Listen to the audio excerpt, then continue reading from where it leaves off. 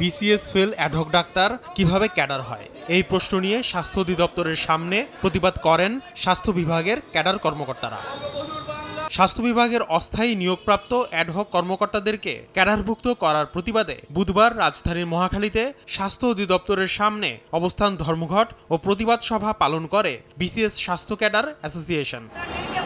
কোনো পরীক্ষা বা প্রশিক্ষণ ছাড়াই অ্যাডহক কর্মকর্তাদেরকে চাকরি স্থায়ী করে পদোন্নতি দেওয়ার অভিযোগ তাদের। বারবার বিসিএস পরীক্ষায় ফেল করেও অস্থায়ী নিয়োগপ্রাপ্ত অ্যাডহক এবং প্রজেক্টের কর্মকর্তাদেরকে সম্পূর্ণ বেআইনিভাবে তাদেরকে বিসিএস ক্যাডারভুক্ত করা হয়েছে ফেল করার পরেও, এবং শুধু তাই না, তাদের চাকরি স্থায়ীকরণ করা হয়েছে এবং তাদেরকে অবৈধভাবে পদোন্নতি অলরেডি 600 জনের অধিককে দেওয়া হয়েছে। বিসিএস পাস করার পরে ডিপার্টমেন্টাল পরীক্ষা দেওয়া লাগে, ফাউন্ডেশন ট্রেনিং করা লাগে, সিনিয়র স্কিল পাস করা লাগে, কিন্তু যারা ইনক্যাডারমেন্ট হয়েছে তাদেরকে সবকিছু ডিঙ্গিয়ে তাদেরকে প্রমোশন দিয়ে তাদেরকে প্রমোশন দেওয়া হচ্ছে।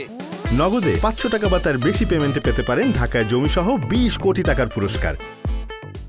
বাংলাদেশ সিভিল সার্ভিস নিয়োগ বিধিমালা অনুসারে অ্যাডহক নিয়োগপ্রাপ্ত কর্মকর্তাদের চাকরি স্থায়ীকরণের ক্ষেত্রে বুনিয়াদী প্রশিক্ষণ ও নির্দিষ্ট পরীক্ষায় উত্তীর্ণ হতে হবে, কিন্তু প্রতিবাদকারীদের দাবি এই বিধি সংশোধন করে সরাসরি নিয়োগের প্রস্তাব পাশ করা হয়েছে, যার ফলে পিছিয়ে পড়বে ক্যাডাররা। যেদিন ওদের জয়েনিং সেদিন থেকে যদি ওদেরকে সিনিয়রতে দেওয়া হয় তাহলে কিন্তু 28তম বিসিএসের উপরে ওরা পদোন্নতি যোগ্য হবে এবং নেক্সট প্রমোশনের সময় আমার উপরে ওরা থাকবে। 15,000 ক্যাডার তাদের যেটা যোগ্য পদোন্নতি, মানে তাদের যেটা পদোন্নতি প্রাপ্য, তাদের প্রাপ্য পদোন্নতি থেকে তারা বঞ্চিত হবে। অ্যাডহকে অনেক প্রভাবশালী মানুষদের আত্মীয় স্বজন পরিবারের কাছের মানুষ আছেন, তারা আমাদেরকে হুমকি দিচ্ছেন। দাবি আদায় না হলে কর্মবিরতি সহ আইনি ব্যবস্থার হুঁশিয়ারি দেন প্রতিবাদকারীরা।